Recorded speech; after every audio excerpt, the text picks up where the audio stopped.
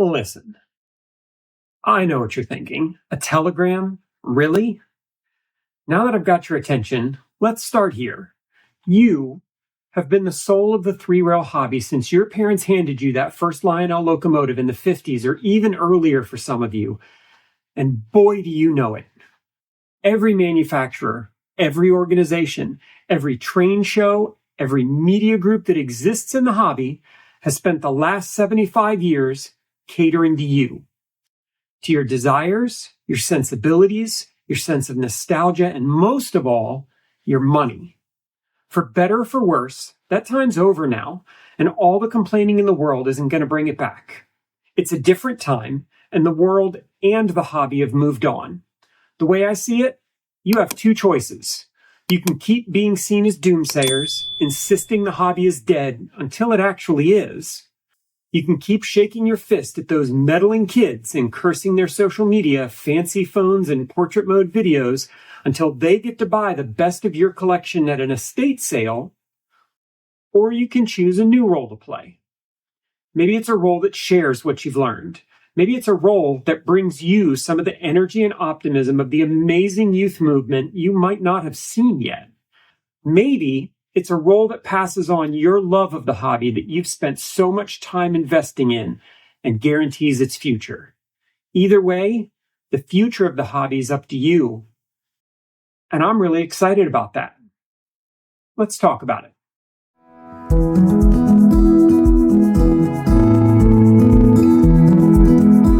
It seems like every conversation I've had for the last month or so has inevitably circled back to this widening gap between different generations of folks in our hobby. Most conversations are either people complaining about the other side or asking how to more effectively reach the other side, which tracks.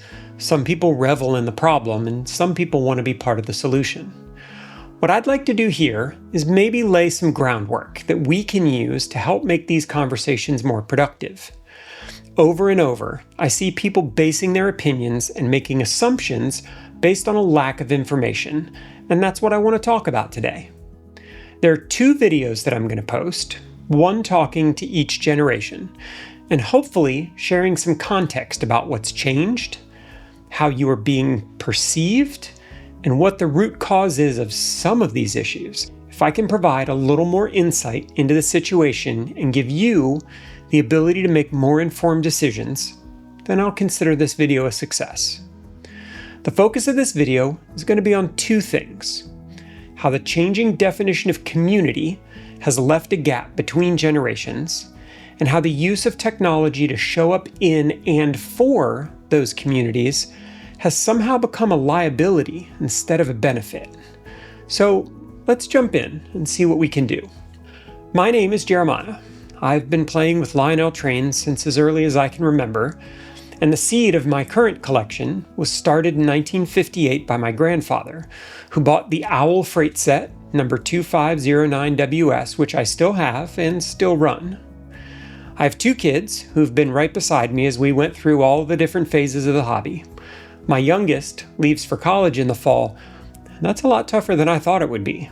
I find that there's a pretty significant gap in my life right now, and three-rail trains and the hobby community are filling it pretty well.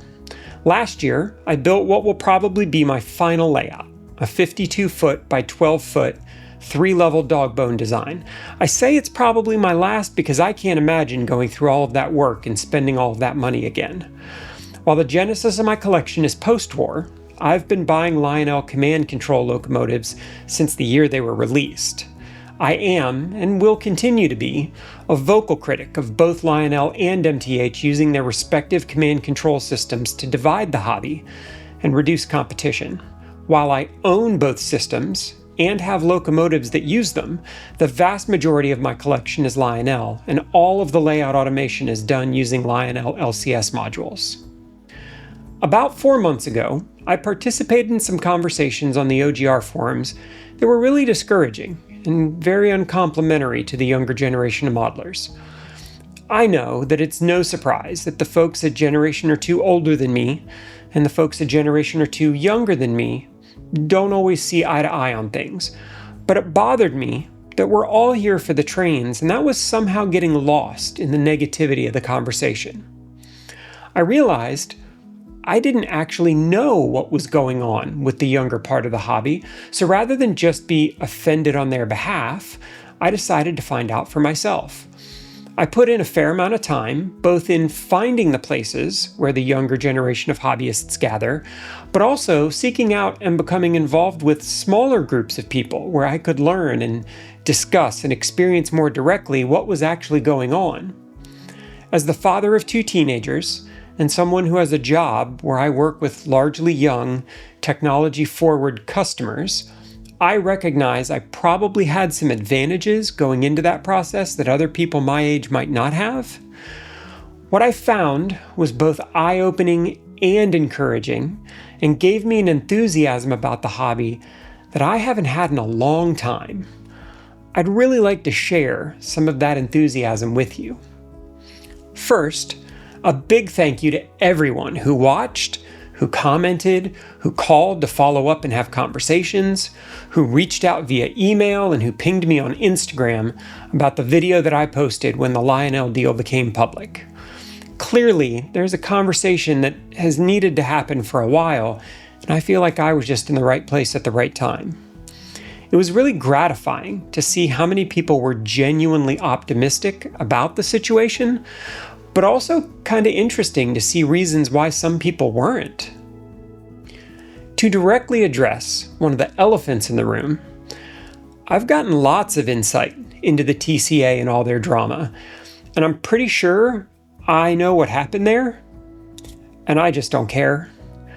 One of the questions I think we need to explore is why traditional associations like that are really struggling in today's world and seem to be sliding towards irrelevance. It's not a TCA thing. It's universal across all of those kinds of groups and communities.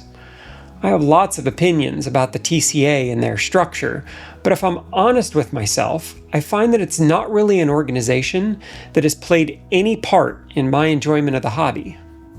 I've talked to a few of the TCA division leaders, and they, by and large, are some of the most friendly and forward-thinking folks that I've met in the hobby. But change seems to be slow, and the agents of change seem to be unpopular.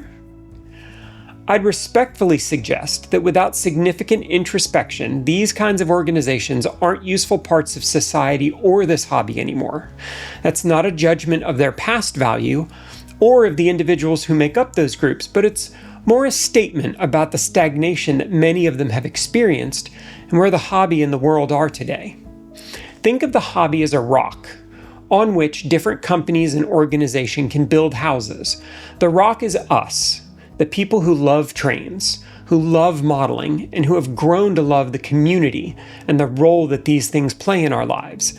I'm convinced that rock is as strong as it's ever been. The houses built on it? Well, for some of them, it's time to decide if they can be renovated or need to be torn down to the studs so someone else can rebuild.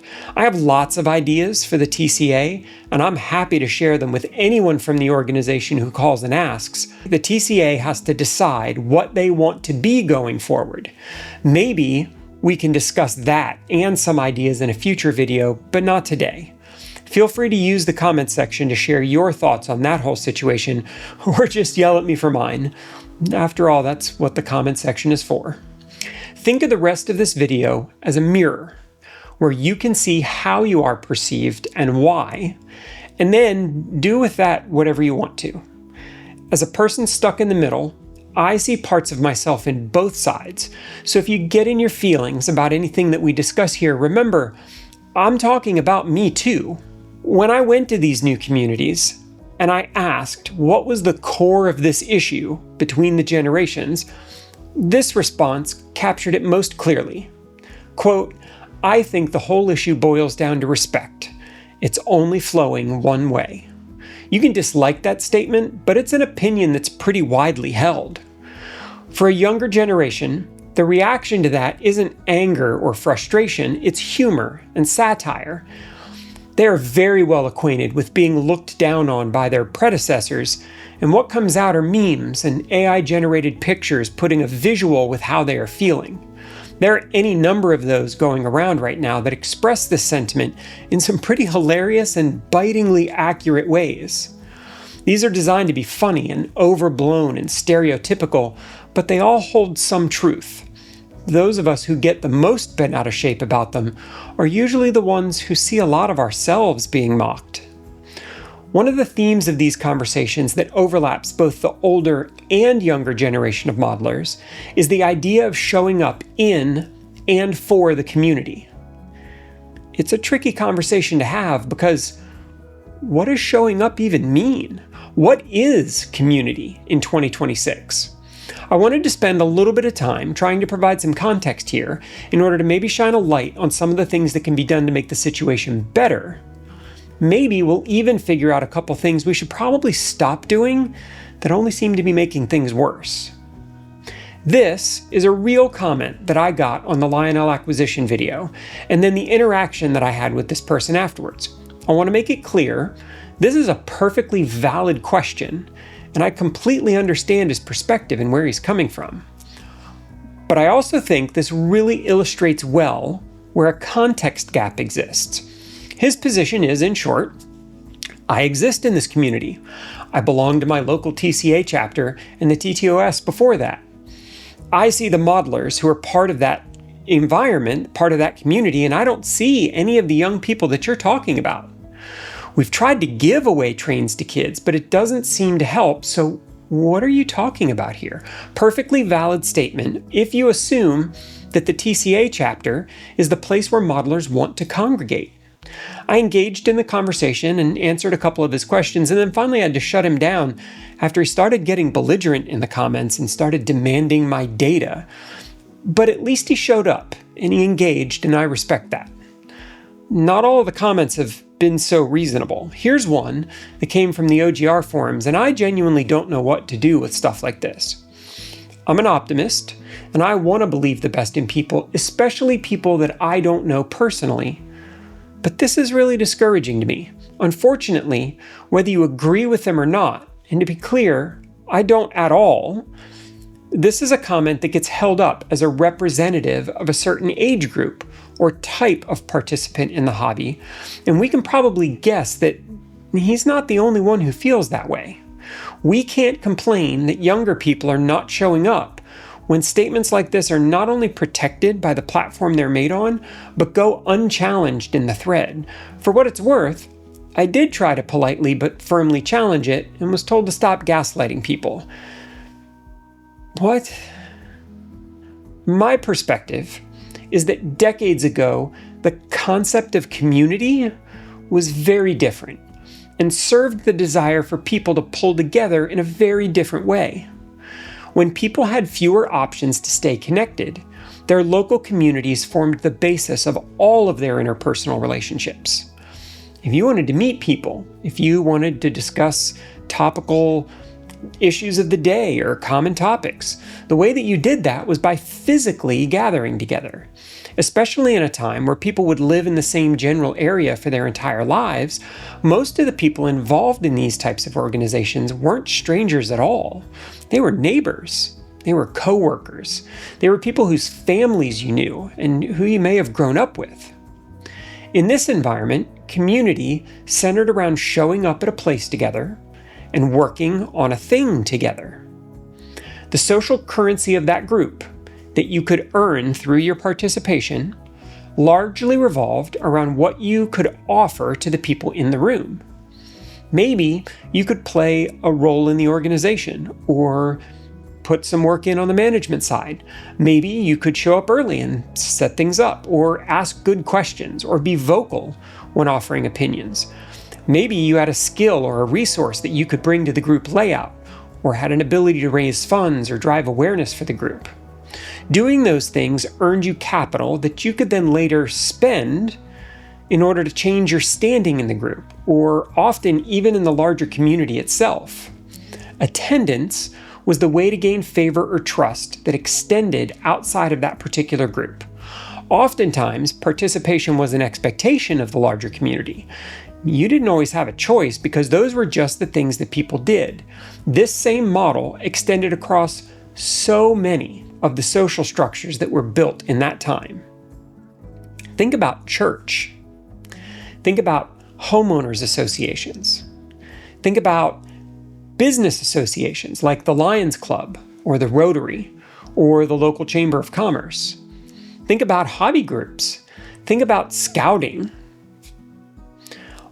All of these revolved around people showing up together and pursuing their passion about that subject together, usually with a group of people who had similar interests, similar backgrounds, and similar general standing in the larger community.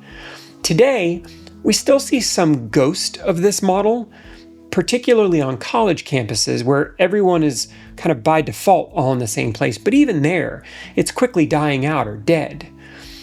Because we've lived with these types of organizations for so long, I feel like maybe we get blinded or we forget about the completely unintentional walls that get put up around them and how those walls impact younger generations. There is a lot of bravery and social confidence that goes into walking into any organization like that for the first time. But because that's not something that was necessarily required for the people who have belonged to those communities for decades, we miss exactly how scary that can be. Anytime you're walking into that room at the beginning, you have questions. How do you get invited? Are you doing it right? Are people going to embrace you? Are they going to welcome you in? Are you going to feel welcomed by the group? Do you have anything to offer? Do you understand what the group requires and what the rules are? Is there anybody who's going to be there who's like me? All of these things go through someone's mind from the minute that they make the decision that they want to go try to participate with that kind of organization. When those groups were built, the fabric of society was very different. In many instances, that entire model of community doesn't exist anymore, and sometimes hasn't for a while. If you asked most people under the age of 35 where walking into a room full of strangers 30 years older than you ranks on their list of social fears, I'm betting it would be pretty high. Looking at TCA membership growth, or median age, or attendance at York simply won't reliably tell you where the center of the gravity is in this hobby today. Too many people are choosing not to embrace those same traditions for them to be accurate measuring sticks anymore. Can these kinds of organizations be made into focal points of the hobby again? Can they be valuable in a fundamental way to hobbyists today, the way they were in the 60s and 70s? If you know me at all, you know I'm relentlessly optimistic. Of course they can. But they have to want to, and that's something only they can decide. Next, let's talk about communication.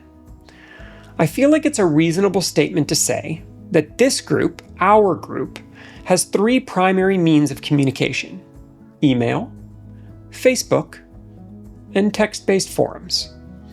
Nothing wrong with any of these things, but we have to look at them and ask if they are reasonable ways to communicate outside of our own echo chambers.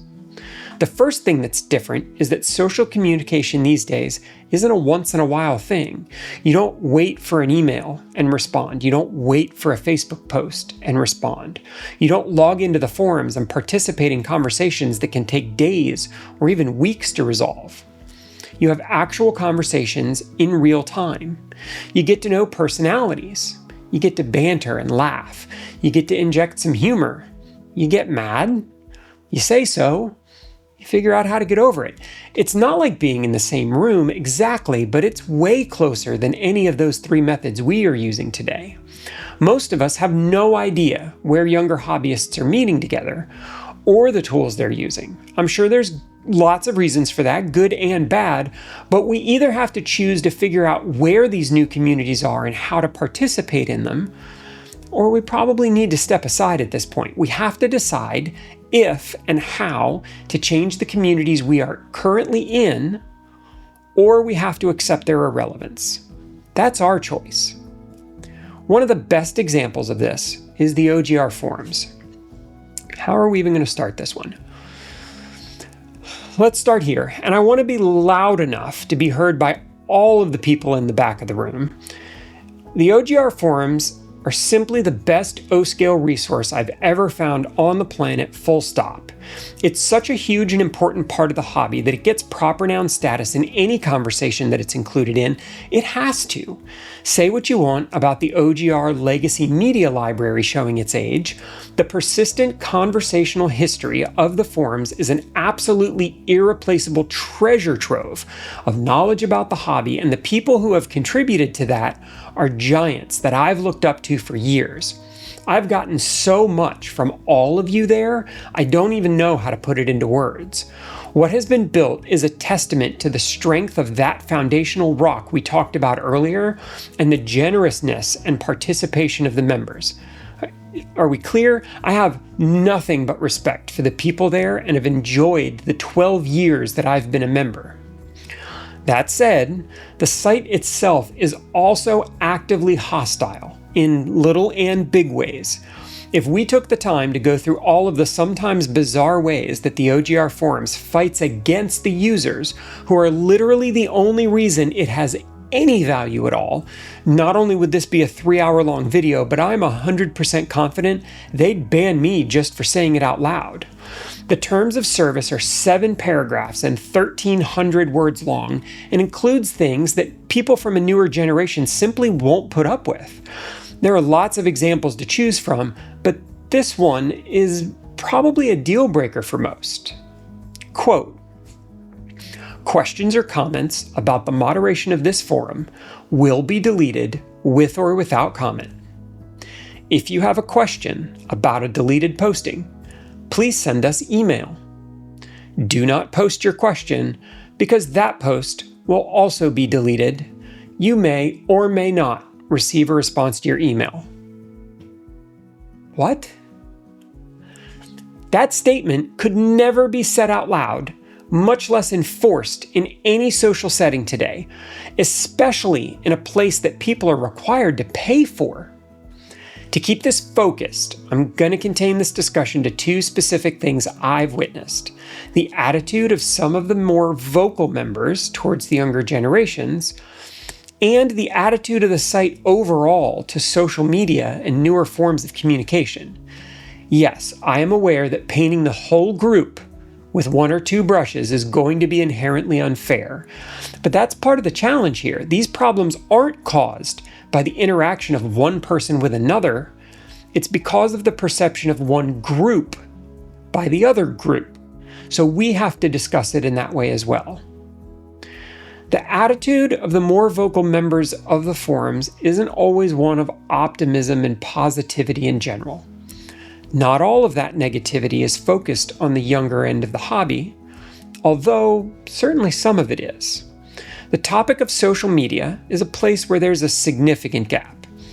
I'm really happy to see people with links to their YouTube channels in their profile, but with the exception of that and possibly some discussion about Facebook groups, there's little to no involvement with social media and seemingly little respect for how it's being used to build community.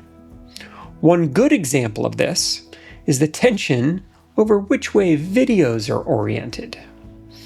Earlier this month, a very nice gentleman started a thread showing how excited his grandchildren were about trains and telling the group about this concept of a forever train that he gets for each of them. It's a train that's probably way too nice for them when they're young, but that they have their entire lives to grow into, and if they decide to get into the hobby, it can become that signature piece. It was one of the most wonderful, kind of most wholesome posts I've seen in a long time. Listening to the kids on the video be excited about trains, man, it was just great. 4 or 5 posts down, someone complains that all of the videos are in portrait mode. A few other people chime in agreement, and then Rich Melvin posts a note that says, quote, please shoot your model train videos in landscape horizontal mode. With any layout, you are shooting a massively horizontal scene. We miss seeing a lot when you shoot vertical video. Even scenes like this with your grandchildren look much better in landscape mode. He then links to a YouTube video that is literally titled, Say No to Vertical Video. For those of you watching this that don't know, Rich is the definition of legend in our hobby, and you need to go look him up. Even if he hadn't been the engineer of Nickel Plate 765 for 30 years, and a commercial airline pilot, and the CEO and publisher of OGR magazine, and probably a million other things that I'll never know about until he writes a biography, I've never met anyone who didn't like the man. So when he posted this, I chose to assume his intent was good. I tried to see it as an opportunity to point out how this didn't need to be a wall, but could actually be a bridge if we wanted to let it. Of course, to the surprise of no one, the posts were deleted without comment or explanation, because of course they were. Rich and I exchanged emails afterwards, with him confirming he wasn't involved in taking the posts down, and that he was actually appreciative of the way that I tried to be kind about the subject, admitting that while he has 50 plus years of video and photography experience that tell him landscape orientation and no jump cuts is the way to make great video, that he doesn't do social media at all. We didn't solve any of the world's problems in that conversation, but he did remove the video from YouTube, understanding that it probably wasn't serving the current state of the hobby well. It reconfirmed my faith in humanity a little to finally get to speak with the Rich Melvin and find out he's as good a person as I hoped he was. If you end up watching this, Rich, thanks again for the conversation. It really meant a lot. I'm sending nothing but positive thoughts and energy to you and your family, and as you can see, this video is in landscape without a single jump cut to be found. You, sir, you are the man. When I was sharing this story in an Instagram chat group with my friends, 2 other people also chimed in with how they'd been scolded on OGR for posting videos from their phones. You can't do stuff like that and then contend that you are the digital face of the hobby in 2023. It was shared that the average age of someone applying to become a new OGR member was in their mid-50s. That's 20 years past where the future of the hobby is, and I say that as someone who's pretty close to that age range. Institutional behavior like this isn't how you become a destination for new hobbyists, even when you have such an amazing number of people, an amount of collected wisdom to offer.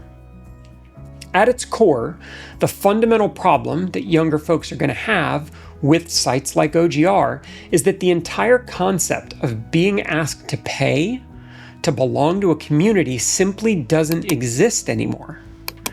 Options exist that fundamentally alter the relationship of the community to the place where they gather, but those are harder to turn into sources of income. When decisions are made about how the OGR forums operate in a way that appears to be revenue-driven, younger people who wouldn't choose a web-based text forum to begin with start to understand it's not designed for them. Even when I try to recommend that people join the forums, telling them that there's a requirement to pay for a magazine subscription before you can even apply, turns them off. It just doesn't make any sense to them. That once you do pay to be allowed in, you're bombarded with ads, which most drastically reduce the usability of the mobile experience that most of the younger folks would be using, is just another strike against it. The forum store, which could be a place where people flock to buy merchandise that celebrates the community we belong to, is mostly full of listings for DVDs, which people under the age of 30 don't even have the ability to use anymore. So many ads, so many pinned posts. The entirety of the first screen of any forum isn't actual forum content. Maybe these are reasonable choices that are made in order to maintain the business that OGR Magazine wants, but it's not necessary in order to be able to support a vibrant community. It will, in fact, drive away people who look at that sort of environment as unattractive and unnecessary. Besides, to say the forums are strictly policed is an understatement. The number of people who have been banned for offenses literally populates entire competing forums and is worn as a badge of honor in some communities. Whether it's intentional or not, the walled garden that has been created that demands a very specific kind of behavior in order to get or keep access means that there's people, many of them younger, who just won't bother. Remember those satirical, often hilarious and creative memes we talked about earlier? There's no space for that kind of humor or playfulness because it would just lead to people being banned or posts being taken down. One of the key features of almost every online community is to be able to share the content that you're making, whether that's on YouTube or Instagram or TikTok or what have you. The exact opposite is true on the forums. The sometimes not so quiet resentment for social media and the people who create content there is pretty obvious.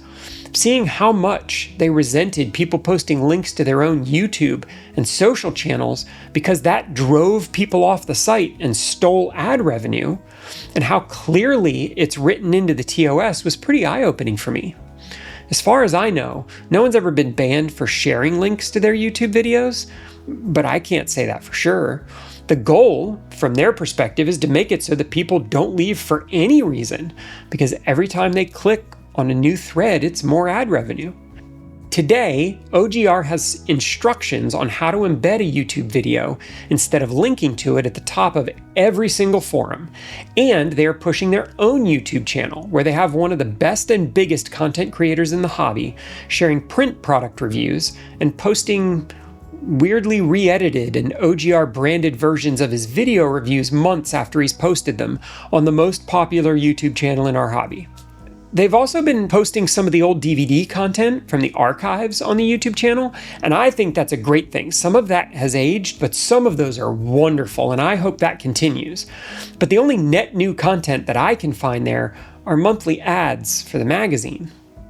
I don't look at my YouTube channel as a stream of revenue, and I don't know many people who do, but that's what this feels like, and that's not community. Would it surprise anyone that all of the videos there are shot in landscape and that there's not a single mobile-friendly short in sight? Or that none of the content is clipped and put on Instagram or TikTok to increase its reach and audience? For a generation who has always been mobile first, this is really out of date and feels dismissive. Those things get noticed. It's hard to look at something that's paywalled off and policed aggressively as community, and I'm almost positive that this type of thing wouldn't even be possible to build today. That said, OGR has done it consistently for years and deserve credit for that. I stay for the relationships I've made there and the knowledge that it offers me, but I often wonder if it's just inertia that keeps all of us paying for a website when we don't have to. Of course, it's not like the OGR forums is alone in building this kind of walled garden. The O-Gauge forums, largely made up of the people who left or were kicked out of OGR, has many of the same prerequisites, including this banger of a warning before you even bother applying to participate. Quote, all registration requests for membership to the O-Gauge forums will be carefully screened by the membership committee. We will be prompt, but please allow for enough time for us to complete this screening process. Our primary desire is to attract a membership that will be part of a cohesive group of model railroaders who share similar interests. We seek to develop our membership with a focus on quality of membership and not quantity. Gee, doesn't that make you excited to sign up? Getting judged by people who I don't know in order to be able to log into a website about a hobby that I love just feels bad. Web-based forums are slow, not mobile-friendly, and policed in a way that doesn't seem reasonable. Facebook groups are seen as ancient spaces, and often the best groups that I've found revolve around buying and selling and aren't community at all. They require you to apply and be approved, and even the most well-run groups are people just looking to complete a transaction. That's not community building, and it's not even a great place to do business. Scams and bad actors are found all over the place, and the younger generation simply isn't going to gather there. I'd argue that by actively forbidding dissent, refusing to explain moderation decisions, requiring public identification, focusing on monetary transactions, and limiting what can be shared, what we get is a group of people who all look and sound alike.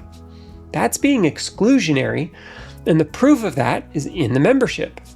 Go back to that YouTube comment where a man in his 60s asks me where all these younger modelers are. We've excluded them from our spaces, and we've made it so we'll never know. That's not the younger generation's problem to fix, but that's on us. Now, look at it from the other perspective. Right now, I'm sitting in front of my computer. I am actively participating in 7 different and distinct community groups, totaling well over 1,000 people, 300 or so, who are actively logged in and online at any point, and who are all passionate about model trains. I'm subscribed to dozens of amazing YouTube channels and hundreds of Instagram and TikTok accounts that bring me every facet of the hobby. And that's a fraction of what's out there. Regional groups organized around a specific type of modeling, or a specific era of modeling, or a specific road name. Groups that focus on realism, or scenery, or photography. They're everywhere for anyone to join. The people in these groups run the gamut in background, in profession, in what they model and how they model, and what phase of life they're in. The common thread is that everyone has chosen to participate in this community of people who share a love of the hobby. Want to make money? Put up a Patreon and offer special benefits to folks. Hundreds of people, myself included, are happy to pay to be a member of Eric Siegel's Patreon, where we get early access to videos and live shows, live conversations over Zoom, and an invite to his Discord server, which currently has almost 500 members. Zach Elliott over at Joker's Trains puts up some of the best merch in the game, available through his Discord server and YouTube channel. Let people support you because of the quality of your participation in the hobby, not because you demand payment at the door. I'll put links to all of this down in the description, and I encourage everyone to jump in and leave a comment with something that you really are passionate about, a community that you love that you want people to find out more about. Because the thing is, what it means to choose to participate is incredibly different there. You don't have to walk into a strange building with strange people. You can just search for O-scale Discord groups, jump in, lurk in the background as long as you want to, or only lurk in the background. You can introduce yourself if and when you're ready, and you can share however and whatever you feel like sharing. Discord and Instagram, these are the new meeting places. Creating content or participating in conversations or sharing experiences and knowledge is the way social currency is earned. Becoming a moderator of the group, participating in a group meetup at a train show, getting together with people who live in your area, the recognition of your peers and those who respect your talents or your collection or your layout, those are the things that you're building up that social currency for. There is no travel. There are no dues. There's no set meeting time. There's no real management hierarchy. There are no expectations of anyone inside the group. The conversations happen in real time. It's very different from a traditional organization, but in ways that are open and accessible, and most importantly, natural to an entire generation of people. Live streams are the new group dinners. Social brands are the new normal. None of this is particularly new, and I'm betting that there's an entire group of younger people who are over watching this video who are baffled that any of this needs to be said out loud. What happens when people don't show up and participate is that both sides ended up feeling disrespected and misunderstood. There are also other benefits to new communities that are harder to quantify, but still incredibly important. The internet largely doesn't care about your background, or your gender, or your skin color, or your financial standing, or your marital status. All things that, for better or for worse, might be judged the minute you walk into a building to participate in a community that revolves around the hobby that you love. I know it's the running joke to laugh about people who love trains and the various tisms that they're blessed with, but that stereotype exists for a reason. There are lots of people who have a lot to offer this hobby who simply aren't comfortable or who don't have the social skills to want to participate in a traditional way. It's one of the things that I love so much about Ben Wayne and his Train Talk Tuesdays live stream. It's clear that a good portion of the people who are excited to attend those live streams see it as a way to participate in a community that accepts them unconditionally. Nobody cares how socially awkward you are. Nobody cares whether you live with your parents. Nobody cares what kind of job you have. everything there revolves around the joy of trains, and it's an open platform for everyone to participate, and that is such a fundamentally good thing. Think about the difference in diversity between any episode of Train Talk Tuesday and the last train show we went to, or hobby association meeting we attended. Some of the most impressive community and social leaders, some of the most interesting and innovative new online dealers, some of the most incredible collections and layouts, and some of the most brilliant and talented people that I know don't look like me, and yet their representation in our traditional communities is historically low. Why is that? Why do we allow that to happen? For goodness sake, Ben has over 115,000 followers on Instagram, runs the most popular weekly show, is going around the country to share amazing layouts like OGR and CCT used to, and was interviewed by the CBS News because of the impact that he's having on the hobby. Anytime one of the more prominent community members shows up at a train show, the crowd that gathers to say thank you or to get a picture or to tell them how much the content they're making means to them is unreal. How many years did it take before York realized that putting together a social panel draws standing room only crowds? What has to happen before these creators and their communities get looked at with a little bit of respect by an older generation? And maybe this is more controversial, but I think this is largely par for the course in 2026. I think that the world has conspired to force us into opposing camps in so many different ways that don't serve us. We are more provincial, more protective, more exclusionary, and more suspicious than we've ever been of each other. Regional differences are magnified. The average American will never live more than 200 miles from the hospital they were born in and will never own a passport. And I contend that these are terrible trends that make for a less open and accepting society. My dad was in the U.S. Army, and I had the incredible privilege of getting to grow up around the world. I didn't go to an English-speaking school until 4th grade. He was in a country rock band, so I got to go all over Europe and see all sorts of things and meet all sorts of people.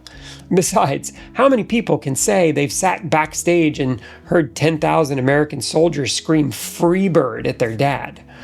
With that kind of perspective, it's maybe more natural for me to accommodate people and meet them where they're at. When you grow up a stranger in strange lands, you learn pretty quickly how to be a respectful visitor to those places. Today, it can feel like you're traveling to a different country just to move from one part of the nation to another. Sometimes it feels like the art of being a respectful visitor into someone else's perspective or community has been lost. All of these are obstacles that we have to acknowledge before we can figure out how to overcome them. The good news is, none of this is a secret, nor is it something that smart people aren't engaged in and actively asking questions about and trying to find answers to. Since I posted that last video, I've had any number of people who are involved in the LCCA or TCA chapters reach out and say, "I see this happening. I just don't know how to get where we want to be." Not just members of those organizations, but leaders of those organizations. Nobody wants to have the gulf exist between people who want to participate in and contribute to the hobby that we all love, but there's just such a gap in what we know about the different perspectives that it makes it really hard to figure out what are we doing that pushes people away, and what can we do to make people feel invited. They don't have to be big things. Nobody has to lose here in order for everyone to win.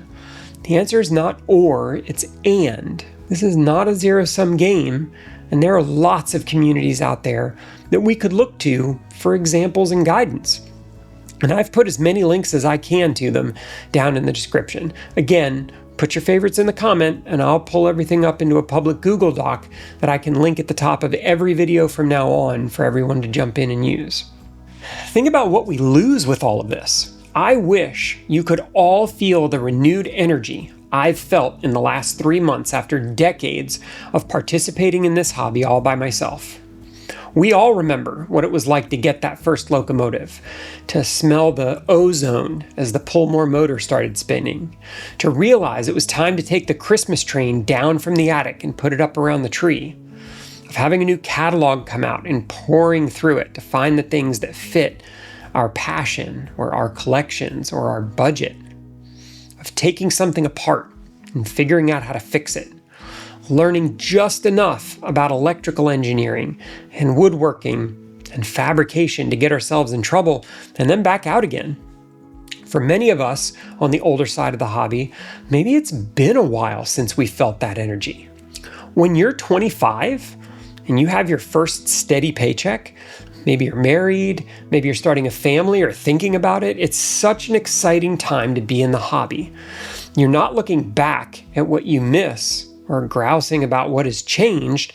You're looking ahead to the possibilities. That's so powerful and so contagious to be around.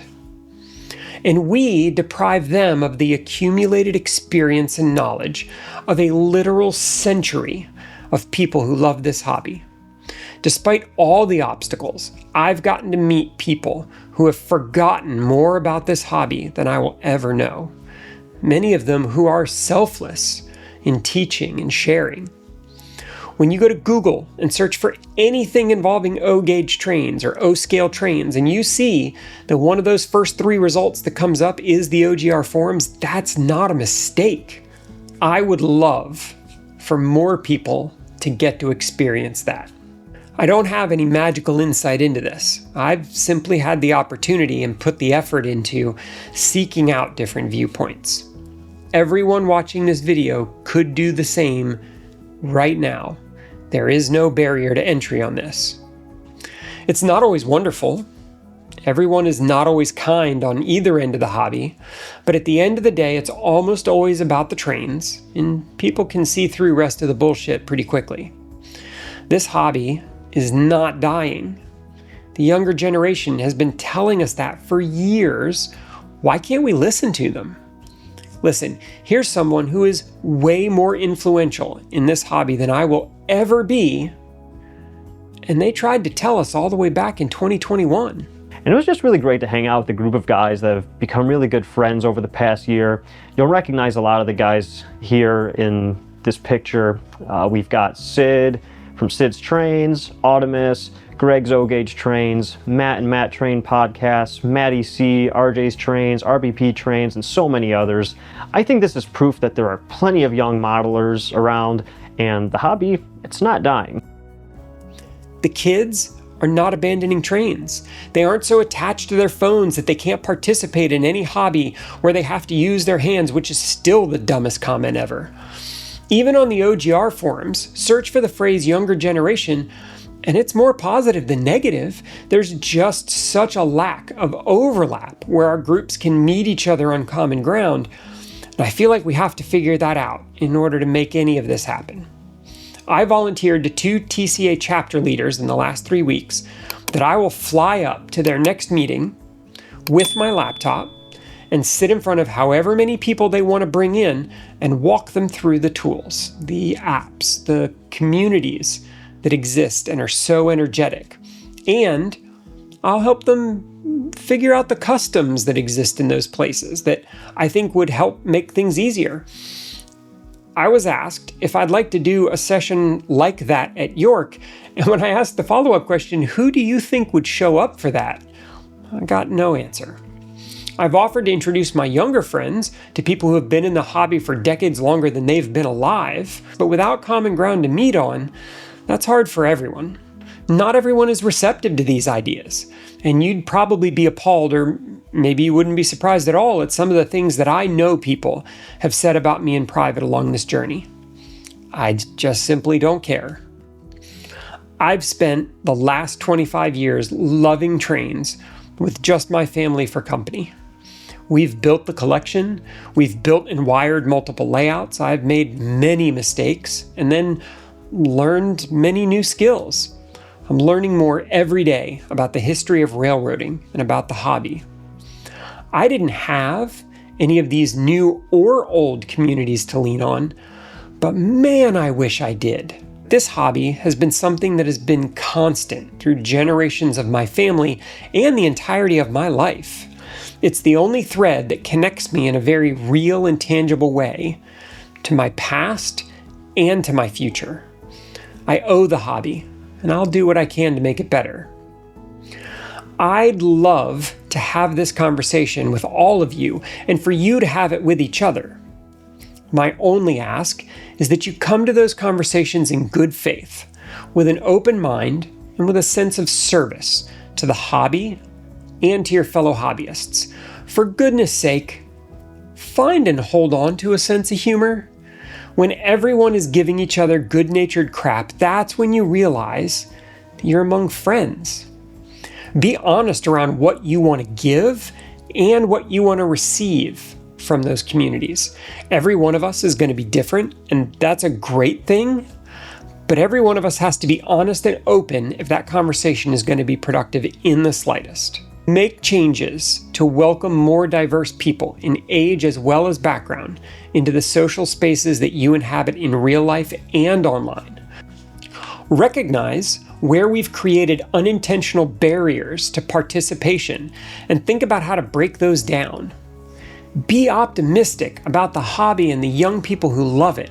I know the world is hard right now, and I know optimism can be in short supply, but if you can't say something nice, then maybe just don't join the conversation at all. Open your mind to the technology and the spaces that exist today. If you need help, just ask for it. Nobody's judging how good you are at something you've never done before, any more than you would judge someone's first attempt at scenery or weathering or kit bashing. I'm more than happy to help and make introductions. If we come to the table with good intentions, I believe this hobby can be as good or better than it has ever been.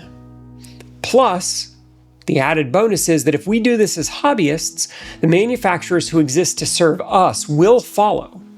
We have the money they want, and we are the reason they exist, not the other way around. Some of them have already started changing. Some of them need to get the hint. Now is as good a time as any for all of us to start realizing how much power we have when we are together. In the meantime, York is just weeks away. Have fun with the trains, be kinder than you have to everyone you meet, and I'll see you in the next video.